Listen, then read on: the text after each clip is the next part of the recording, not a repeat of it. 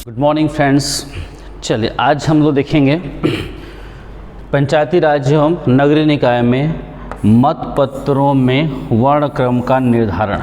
ठीक है, जो बैलेट पेपर होता है जिसमें हम लोग चुनाव के समय सील लगाते हैं, उनमें किनका नाम आगे किसका नाम पीछे, किनका नाम कहाँ पर होगा, इसके क्रम निर्धारण के बारे में देखते हैं।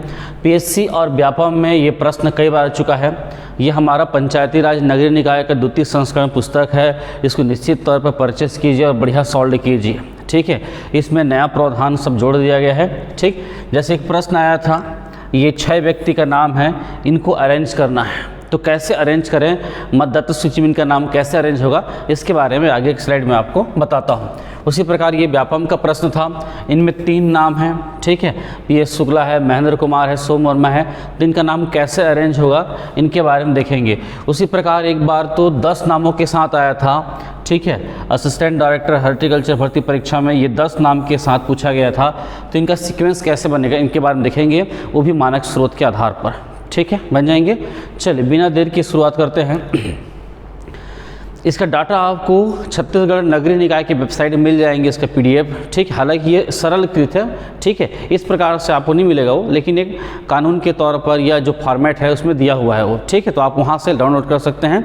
ठीक है, बाकी इस फॉर्मेट नहीं दिया है। यदि इस फॉर्मेट में आपको चाहिए तो आप हमारे टेलीग्राम से प्राप्त कर सकते हैं इसका पीडीएफ। ठीक है, टेलीग्राम से। यदि टेलीग्राम ना मिले तो 9300307576 पर आप व्हाट्सअप करके टेलीग्राम लिंक प्राप्त कर सकते हैं। अन्यथा आप हमारे इस पंचायती राज के पुस्तक को परचेस कर लीजिए, इसमें पूरा डिटेल्स दिया है, पूरा डिटेल्स याद रखना ही है। ठीक है, चलिए शुरुआत करते हैं हम लोग। फिर निर्वाचन लड़ने वाले अभ्यर्थियों की सूची में वर्णक्रम का निर्धारण, तो यहाँ पर दिया हुआ है स्रोत। दूसरा, मतपत्रों में अभ्यर्थी का नाम हिंदी भाषा के देवनागरी लिपि में मुद्रित होगी। ठीक है, नाम याद रखना, हिंदी भाषा की देवनागरी लिपि में मुद्रित होगी, याद रखना। ठीक, दूसरा, अभ्यर्थियों का नाम का निर्धारण, नाम के क्रमों का निर्धारण, नाम क्रमों का निर्धारण अंग्रेजी के वर्णमाला के आधार पर होगा। ये दोनों पॉइंट ध्यान रखना पड़ेगा। यहाँ पर एक नकली बैलेट पर बताया गया है सैंपल के तौर पर। ठीक है, जो हिंदी में लिखा हुआ है ये हिंदी के देवनागरी लिपि में हो, याद रखना। ठीक है, तो पहला पॉइंट बोल रहा है कि जो बैलेट पेपर में जो नाम लिखा जाएगा वो हिंदी भाषा के देवनागरी लिपि में लिखा जाएगा, ये। ठीक, लेकिन इनका सीक्वेंस अंग्रेजी के अल्फ़ाबेट के आधार पर होगा। ठीक है, ये अंग्रेजी के अल्फ़ाबेट के आधार पर इनका सीक्वेंस निर्धारण हुआ है, न कि हिंदी भाषा के देवनागरी लिपि पर। दोनों को समझिएगा। कई लोग बोल देते हैं कि इनका निर्धारण हिंदी के देवनागरी लिपि में होगा, नहीं। इनका जो मुद्रण है, जो नाम जो यहाँ पर टाइपिंग हुआ है, वो याद रखना हिंदी भाषा के देवनागरी लिपि में होगा, किंतु इनका जो क्रम निर्धारण है वह ध्यान रखना अंग्रेजी के अल्फ़ाबेट के आधार पर होगा। ठीक है, बन जाएंगे। ये पहला पॉइंट। उसके बाद देखिए नेक्स्ट, अभ्यर्थी द्वारा संलग्न परिशिष्ट वन, जब हम लोग किसी भी पंच पद या सरपंच पद या कोई भी पंचायत पद में जब अपना उम्मीदवारी सुनिश्चित करते हैं तो वहाँ पर एक फॉर्म के साथ परिशिष्ट वन भरा जाता है, जिसमें हम अपना नाम हिंदी में, हिंदी के देवनागरी लिपि में और अंग्रेजी में देते हैं। ठीक है, और उसी अंग्रेजी नाम के आधार पर उनका वर्णक्रम निर्धारण किया जाता है। यदि हम लोग उसमें अपना नाम अंग्रेजी में नहीं दिए हैं तो रिटर्निंग ऑफिसर, ठीक, जो प्रचलित नियम कानून है उसके आधार पर वह आपका नाम का अंग्रेजी में ट्रांसलेशन कर सकता है। ठीक है, और जो कि अंतिम एवं सर्वमान्य होगा यदि आपके द्वारा नहीं भरा गया है तो। ठीक है जी, बन जाएंगे। रिटर्निंग ऑफिसर क्या होता है, जिला निर्वाचन अधिकारी क्या होता है, मैं सब पढ़ा चुका हूँ, उनको थोड़ा सा ध्यान रखिएगा आप लोग। ठीक है, चलिए नेक्स्ट देखते हैं। अभ्यर्थी कैंडिडेट द्वारा संलग्न परिशिष्ट वन में अंग्रेजी भाषा में जिस प्रकार नाम लिखा गया है उसके प्रथम अक्षर के आधार पर वर्णक्रम का निर्धारण किया जाता है। ठीक है, यदि अभ्यर्थी अपने नाम के साथ कुल नाम भी लिखा है परंतु कुल नाम के बाद लिखा गया है तो नाम के प्रथम अक्षर के आधार पर ही वर्णक्रम का निर्धारण होगा। ठीक, परंतु यदि कोई व्यक्ति कुल नाम को नाम से पहले लिखा है तो कुल नाम के प्रथम अक्षर के आधार पर वर्णक्रम का निर्धारण होगा। ठीक है, जैसे देख लीजिएगा 2 नाम हैं, एक है राजेश शर्मा, दूसरा जाएंगे शर्मा राजेश। तो यही बोल रहा है कि यदि कोई व्यक्ति अपने नाम के बाद कुल नाम लिखा है, ठीक है, तो उसके नाम के प्रथम अक्षर से इसका वर्णक्रम निर्धारण होगा। ठीक है, कोई दूसरा व्यक्ति है जिन्होंने अपने कुल नाम को पहले लिखा है, ठीक है, उसके बाद नाम को लिखा है, ठीक है, या उपनाम को, ठीक, तो उस स्थिति पर उसके कुल नाम से ही याद रखना शुरू हो जाएगा। तो इसका वर्णक्रम निर्धारण आर से होगा और इसका निर्धारण एस से होगा, याद रखना। ठीक है, बन जाएंगे। पहला पॉइंट ध्यान रखते जाना, बहुत सारे नियम हैं, ठीक है, यदि याद नहीं करते जाओगे तो नहीं पकड़ पाओगे। नेक्स्ट देखते हैं आद्य अक्षर। ठीक है, जब हम किसी के नाम को या अपने नाम किसी भी नाम को जब शॉर्ट फॉर्म में लिखते हैं, ठीक है, डॉट फॉर्म में, तो उसी को बोलते हैं आद्य अक्षर। जैसे मदन लाल भारती नाम का कोई व्यक्ति है, यदि ये अपने नाम को ML भारती लिखे, ठीक है, ML भारती लिखता है, तो ये याद रखना आद्य अक्षर कहलाते हैं। ठीक, चलिए अब आद्य अक्षरों के बारे में क्या नियम कानून इसको देखते हैं। ठीक है जी, देखिए, यदि अभ्यर्थी ने अपना पूरा नाम न लिखकर आद्य अक्षरों में लिखा हो तो वर्णक्रम निर्धारण करते समय आद्य अक्षरों की ओर ध्यान नहीं दिया जाता, अर्थात आद्य अक्षरों को नेग्लेक्ट करते हैं, ठीक है, नहीं दिया जाता, और उनके स्थान पर उसके बाद शब्द के आधार पर, जो बचा शब्द है उसके आधार पर वर्णक्रम का निर्धारण होता है। ठीक, समझ गए क्या बोल रहा है ये, कि यदि कोई व्यक्ति अपने आद्य अक्षरों में कोई नाम लिखता है, जैसे मदन लाल भारती ने ML भारती लिखा, तो वर्णक्रम निर्धारण के समय इसके M और इसके L को नेग्लेक्ट करेंगे और ये भारती के B से याद रखना उसका शुरुआत होगा। ठीक है, और देखते उदाहरण के लिए, यदि अभ्यर्थी शिव कुमार ने अपना नाम S कुमार लिखा है, ठीक है, यदि अभ्यर्थी शिव कुमार ने अपना नाम S कुमार लिखा है, तो S के बजाय उसका वर्णक्रम निर्धारण कुमार के से होगा, क्योंकि हम लोग नियम पढ़े हैं कि आद्य अक्षरों में जो आद्य अक्षर रहते हैं उनको नेग्लेक्ट किया जाता है और जो शेष बचे शब्द है उनके आधार पर इनका वर्णक्रम निर्धारण होता है। ठीक है, उसी प्रकार ये मदन लाल भारती का है। ठीक है, यदि अभ्यर्थी मदन लाल भारती ने अपना नाम ML भारती लिखा है, तो M के बजाय वर्णक्रम का निर्धारण भारती के B से होगा। ठीक है, अब मोस्ट IMP यहाँ पर आपको ध्यान रखना पड़ेगा, ये मोस्ट IMP है जी।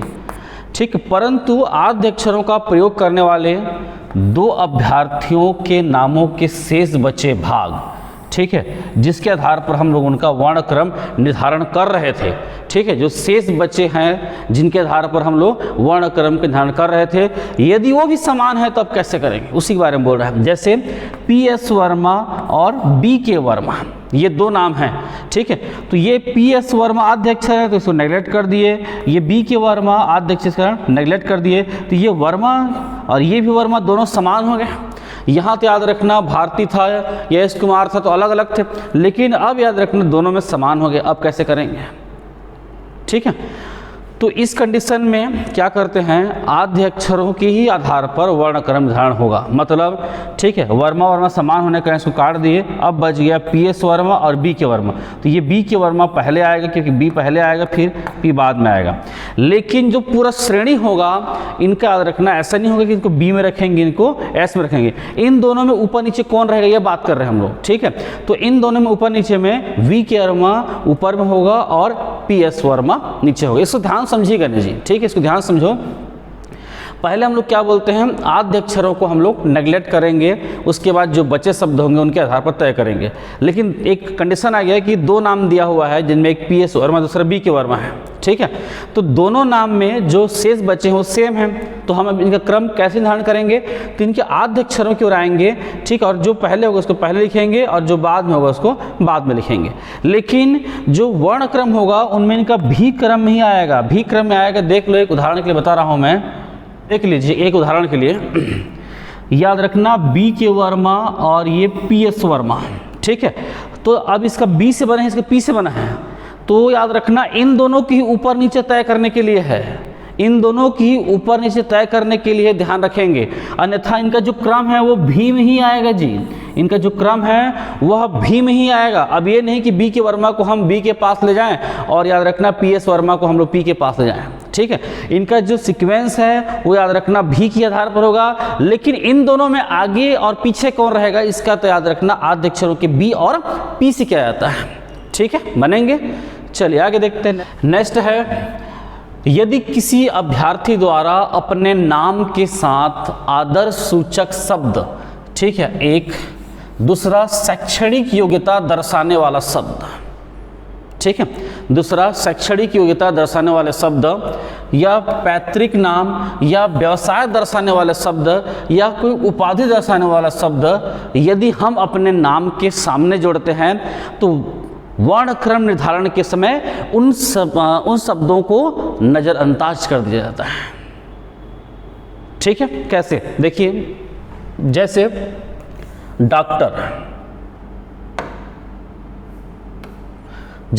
डॉक्टर है, इंजीनियर है, आचार्य है, पंडित है, वैद्य है, प्रोफेसर है, हकीम है, मेजर है, कर्नल है, लेफ्टिनेंट, राजा, ठाकुर, कुंवर, महंत, लाला, चौधरी इत्यादि हो तो वर्णक्रम निर्धारण करते समय इन शब्दों को नज़रअंदाज कर दिया जाता है और उनके बाकी जो शब्द बचे उनके आधार पर तय होता है। ठीक, देखते हैं उदाहरण के लिए, यदि कोई कैंडिडेट अभ्यर्थी ने अपना नाम डॉक्टर आनंद मोहन लिखा है तो वर्णक्रम निर्धारण के समय हम उसके डॉक्टर के डी शुरू नहीं करेंगे। याद रखना, शैक्षणिक योग्यता इसलिए हम काट देंगे या जो भी उसके लिए हो तो उसका वर्णक्रम निर्धारण आनंद के ए के अक्षर आधार पर होगा, न कि डॉक्टर के डी के आधार पर। ठीक, समझ में आ गया? नियम नंबर 7 क्या बोल रहा है कि कोई भी आदर्श सूचक शब्द हो या शैक्षणिक शब्द हो या व्यवसाय दर्शाने वाला या उपाधि दर्शाने वाला हो तो उन शब्दों को नज़रअंदाज कर देंगे और उसके बाद जो शब्द बचे उनके वर्ण के आधार पर उनके सीक्वेंस तय होगा। जैसे यहाँ पर लिखा हुआ था डॉक्टर आनंद मोहन लिखा हुआ था तो वर्णक्रम निर्धारण समय आनंद के अक्षर ए अक्षर के आधार पर निर्धारण किया जाएगा। ठीक है, डॉक्टर के डी के अक्षर आधार पर नहीं। नेक्स्ट देखेंगे, यदि कोई अभ्यर्थी अपना नाम पंडित रामचंद्र, ध्यान रखना, अभ्यर्थी अपना नाम पंडित रामचंद्र लिखता है तो वर्णक्रम निर्धारण के समय उनके पंडित के पी के आधार पर निर्धारण नहीं होगा अपितु रामचंद्र के आर से उसका निर्धारण होगा। क्लियर हो गया? ठीक है, ये 7वां नंबर। चलिए अब देखते हैं 8वां नंबर। कुछ शब्द ऐसे हैं जो आदर्श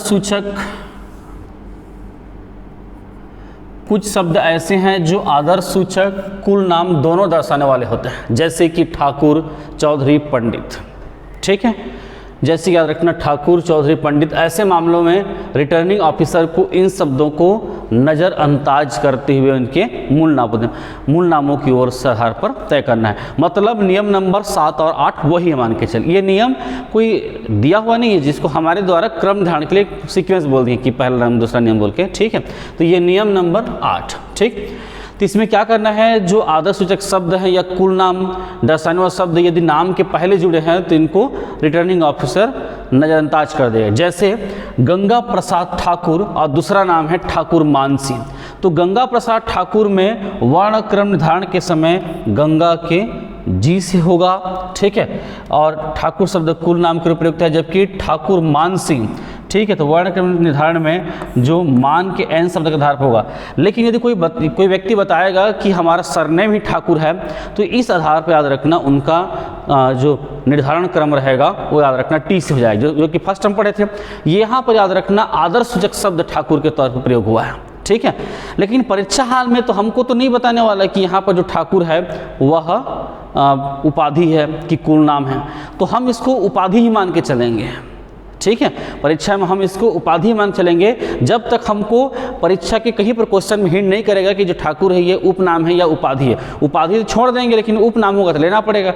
जैसे ठाकुर मानसी हैं तो यहाँ पर ठाकुर यदि उसका उपाधि है तो नहीं लेंगे, लेकिन यदि उसका सरनेम है, ठीक, उसको कुल नाम है तो वहाँ पर उसको हमको लेना पड़ेगा। ठीक है, तो वहाँ पर यदि क्वेश्चन क्लियर किया तो ठीक, नहीं किया तो आप इसका याद रखना उसकी उपाधि मानेंगे या आदर्श सूचक शब्द मानेंगे। ठीक है, बन जाएंगे। चलिए, तो इनमें याद रखना इन शब्दों को आपको नेगलेक्ट करना है। तो ये गंगा की जी से शुरू होगा और ये ठाकुर नेगलेक्ट करते हुए मान के एम से शुरू होगा। उसी प्रकार नेक्स्ट है ठाकुर सुरेंद्र मोहन। ठाकुर सुरेंद्र मोहन का वर्णक्रम निर्धारण में ठाकुर कट जाएगा तो क्या बचेगा, सुरेंद्र के।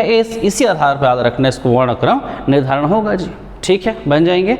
नेक्स्ट देखते हैं हम, यदि दो या दो से अधिक अभ्यर्थियों का नाम एक समान हो तो उनके विभेदीकरण के लिए या तो उनके नाम के आगे उनके पिता का नाम जोड़ेंगे या व्यवसाय के नाम जोड़ेंगे या उसके निवास स्थान के, और किसी भी तरीके से हम उनके नामों का विभेदीकरण का प्रयास करेंगे ताकि वर्ण क्रम का निर्धारण हो सके। ठीक है, देखते हैं हम, दो व्यक्ति हैं जिनका नाम है कंछेदीलाल कंछेदीलाल, दोनों का नाम समान है।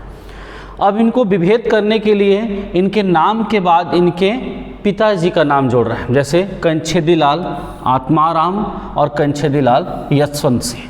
तो अब इनका याद रखना क्रम बन जाएगा। ठीक, इनमें कंछेदीलाल आत्माराम पहले आएगा, क्योंकि याद रखना कंछेदीलाल सेम है तो आत्माराम का ए और ये वाई है, तो ये ए के आधार पर पहले आएगा और ये वाई के आधार पर बाद में आएगा जी। ठीक है, लेकिन ये मत सोचिएगा कि ये ए में जाएगा और ये वाई में जाएगा, ये तो के में ही जाएंगे। ठीक है, ये के में ही जाएंगे, आप देख लीजिए एक बार। ठीक है, याद रखना के में ही जाएंगे। बस इन दोनों में ऊपर नीचे कौन रहेगा ये इनके पिताजी का नाम तय कर रहा है। इन दोनों में ऊपर नीचे कौन रहेगा ये इनके पिताजी का नाम तय कर रहा है कि कंछेदीलाल आत्माराम ऊपर रहेंगे और कंछेदीलाल यशवंत सिंह नीचे रहेंगे। ठीक है, ये तय कौन कर रहा है, तो इनके पिताजी का नाम याद रखना तय कर रहा है। ठीक, का निर्धारण कैसे होगा, ठीक है, बन जाएंगे जैसे हम लोग पढ़े थे बी के वर्मा और पी एस वर्मा, उसी प्रकार याद रखना इनका भी सीक्वेंस वैसे ही बनेगा। ठीक है, बन जाएंगे। चलिए आगे देखते हैं।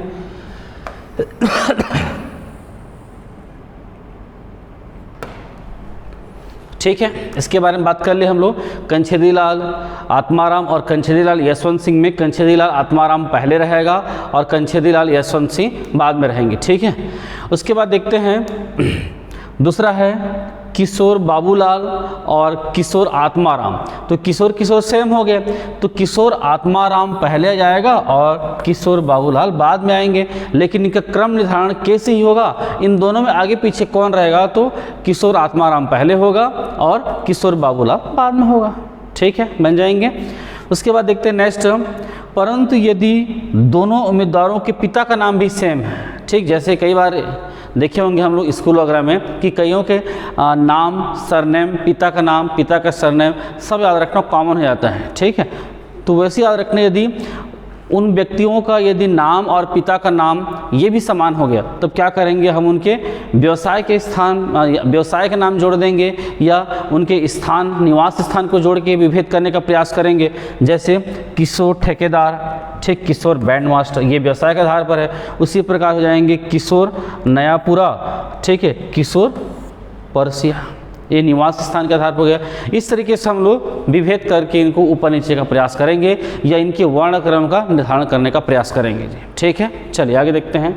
नेक्स्ट है, यदि दो अभ्यर्थियों के नामों के प्रथम अक्षर एक जैसे हों। ठीक है, ध्यान दीजिएगा, यदि दो अभ्यर्थियों के नामों के प्रथम अक्षर एक जैसे हों तो हम द्वितीय अक्षर के आधार पर उनके वर्ण क्रम का निर्धारण करेंगे। यदि वो भी सेम हो तो तृतीय अक्षर के आधार पर, ठीक है, वो भी सेम हो तो चतुर्थ, वो भी सेम हो तो पंचम। इस तरीके से प्रयास करेंगे कि जब तक विभेद न हो जाता तब तक याद रखना आगे बढ़ते जाएंगे। ठीक है, जैसे देख लो राम नारायण और राम प्रसाद, ये दो कैंडिडेट हैं। इन दोनों कैंडिडेट के प्रथम तीन वर्ड समान, ये राम और ये राम। अब चौथा इसमें एन है और इसमें पी है, तो इनका निर्धारण इसके एन के आधार पर जाएगा, इसके पी के आधार पर। लेकिन इन दोनों के आगे पीछे बाकी ये क्रम में तो आर ही होंगे ना जी, इनका सीक्वेंस में याद रखना ये आर ही कहलाएगा, ये आर में ही जाएगा। लेकिन इन दोनों में आगे पीछे कौन होंगे ये तय करेगा, याद रखना यहाँ का एन और यहाँ का पी।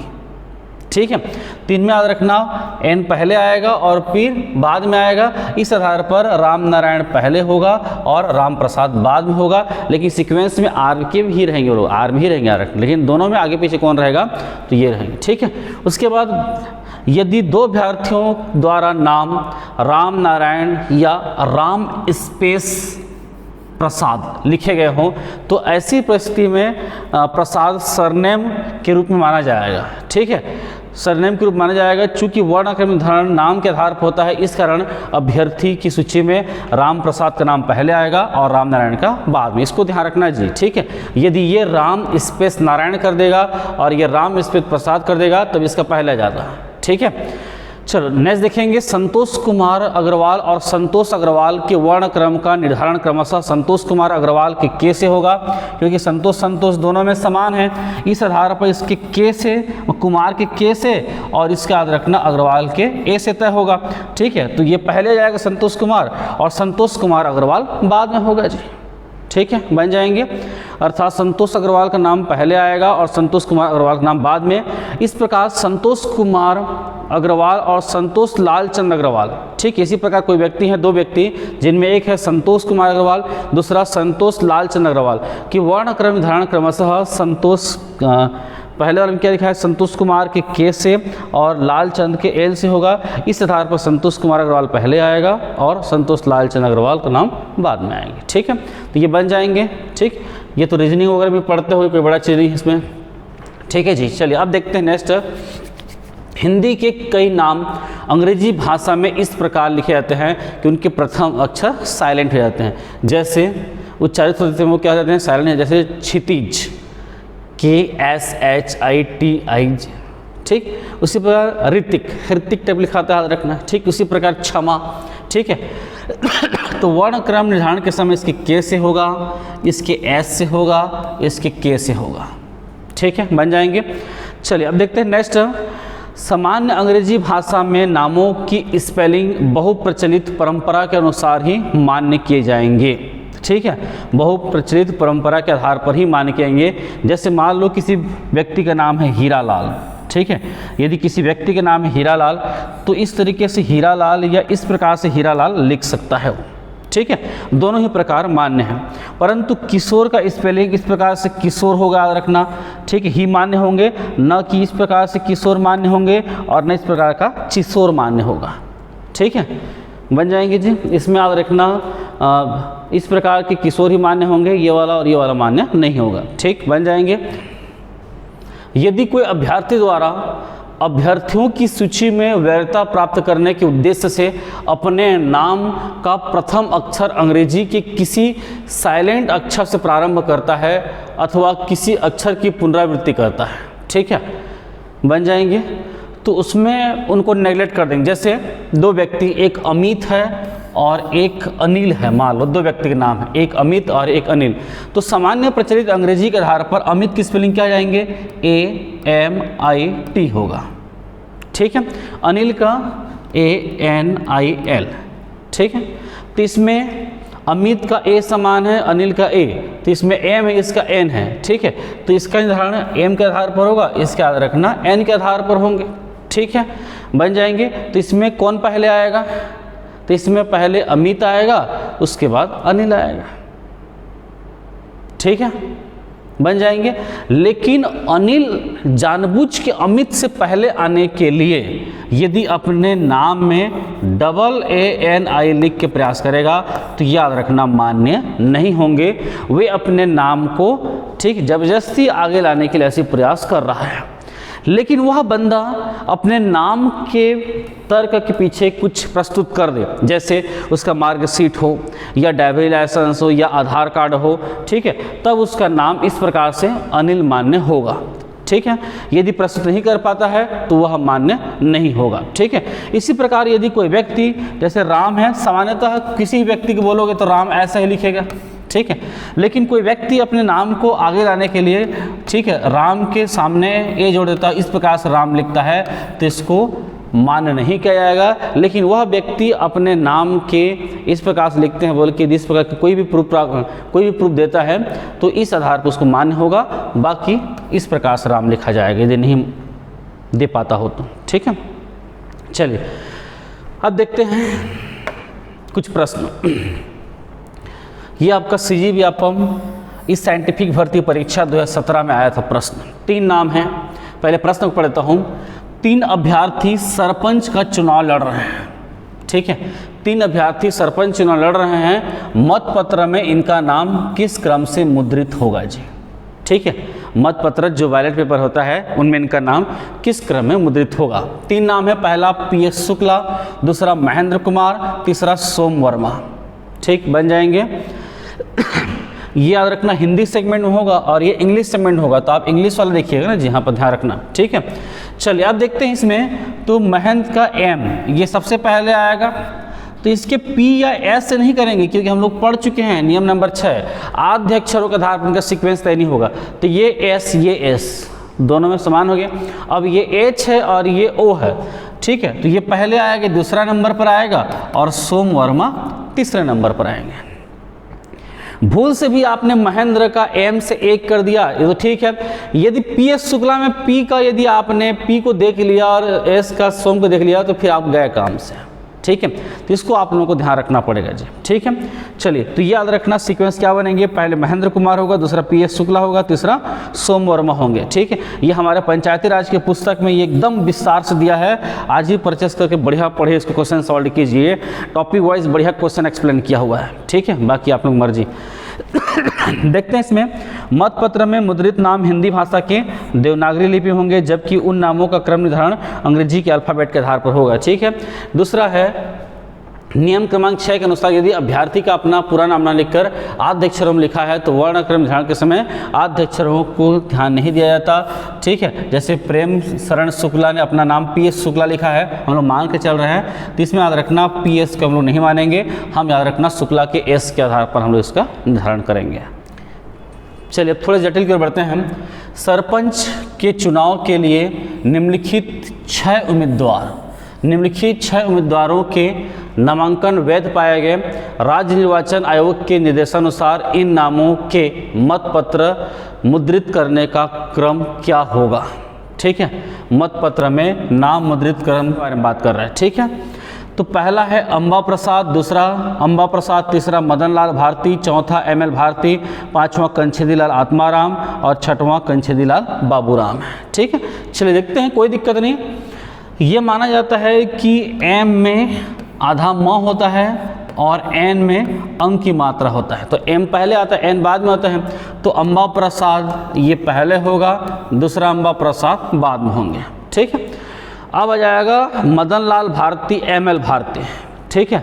तो इसके एम.एल. को नेगलेक्ट करेंगे तो किसका क्या पकड़ जाएगा, भारती का बी, तो तीसरा नंबर पर जाएगा एम.एल. भारती, ठीक है, बन जाएंगे। उसके बाद आ जाएंगे के, तो ये कंछेदीलाल और ये कंछेदीलाल दोनों के हैं, लेकिन अब इन दोनों में आगे कौन आएगा पीछे कौन आएगा कैसे तय करेंगे, इनके पिताजी के नाम के आधार पर, ठीक है। तो ये कंछेदीलाल आत्माराम का ए, तो ये पहले आएगा, और ये कंछेदीलाल बाबूराम का बी, तो ये बाद में आएगा। मतलब चौथा नंबर पर कंछेदीलाल आत्माराम और पाँचवा नंबर पर जाएंगे कंछेदीलाल बाबूराम, और छठवां नंबर पर जाएगा मदन लाल भारती के एम के आधार पर, ठीक है। तो ये आपका अल्फ़ाबेट के क्रम के आधार पर ये सीक्वेंस बनेंगे जी। पहला अंबा प्रसाद, दूसरा एन वाला अंबा प्रसाद, उसके बाद एन नहीं लिखा हुआ है यहाँ पर लेकिन आपको ध्यान रखना पड़ेगा, उसके बाद मदन लाल भारती, उसके बाद कंछेदीलाल आत्माराम, कंछेदीलाल बाबूराम और मदन लाल भारती, ठीक है। चलिए अब देखते हैं इनको, ठीक है। व्यापम ने या पीएससी ने, ये पीएससी का है, असिस्टेंट ग्रेड 3 2018 में हुआ था, उसमें आंसर लिया था सी को लिया था इन्होंने 1 2, उसके बाद लिया था 5, उसके बाद लिया था आपका ये 6, उसके बाद ये 4, उसके बाद लिया था ये 3 को लिया था, जो कि किसी भी तरीके से लॉजिक में फिट नहीं होता ये, ठीक है, किसी भी लॉजिक में फिट नहीं होने वाला, ठीक।